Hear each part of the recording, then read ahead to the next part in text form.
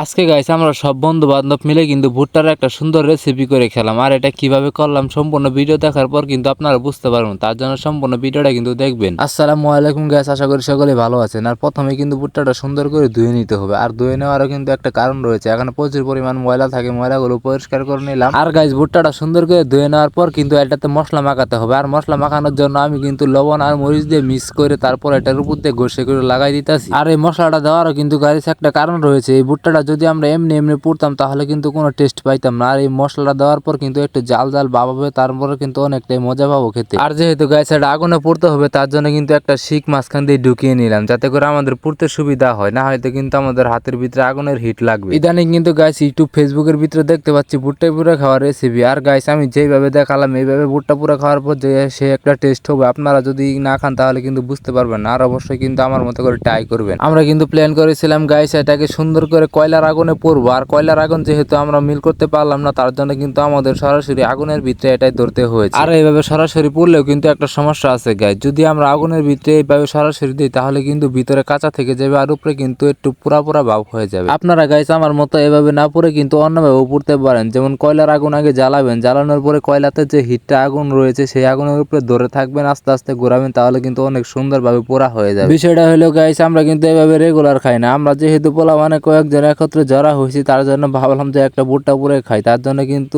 যেই বাবা সেই কাজ, সাথে সাথে কিন্তু নিয়ে এসে পুরা দিয়ে দিলাম। আর অনেকক্ষণ পুরার পর কিন্তু গাইস ভুট্টার সুন্দর একটা কালার এসে গিয়েছে, মানে অনেকটাই ভুট্টা হয়ে আসছে, ভিতরে ভালো করে হয়তো হয় নাই, তার জন্য কিন্তু আর একটু হিট দিয়ে নিতেছি আমরা। আর গাইস পুরার পর যে সুন্দর একটা কালার আসছে, এটা আসলে খাইতে যে কেমন হবে জানি না, তবে যাই হোক গাইস এটা খাইতে কেমন হবে অবশ্যই কিন্তু আপনারা কমেন্ট করবেন। এইদিকে ভুট্টা পুরা শেষ না হতেই কিন্তু এক একজনে খাওয়ার জন্য পাগল হয়েছে। আসলে ভুট্টা পুরা এতটা পরিমাণ টেস্ট হয়েছিল আমরা যেটা ভাবি নাই যে এত পরিমাণ টেস্ট হবে। আর গাইস এত পরিমাণ মজা হয়েছিল যে যার জন্য আমার বন্ধু কিন্তু নিয়ে দৌড় মেরেছিল। আর তার কাছ থেকে ভুট্টা নিয়ে আসার পর কিন্তু আমরা দাও দিয়ে কেটে সুন্দর করে ভাগ করে নিলাম। আর আমার এরকম ভিডিও ভালো লাগলে অবশ্যই একটা লাইক দিয়ে শেয়ার করে দিবেন।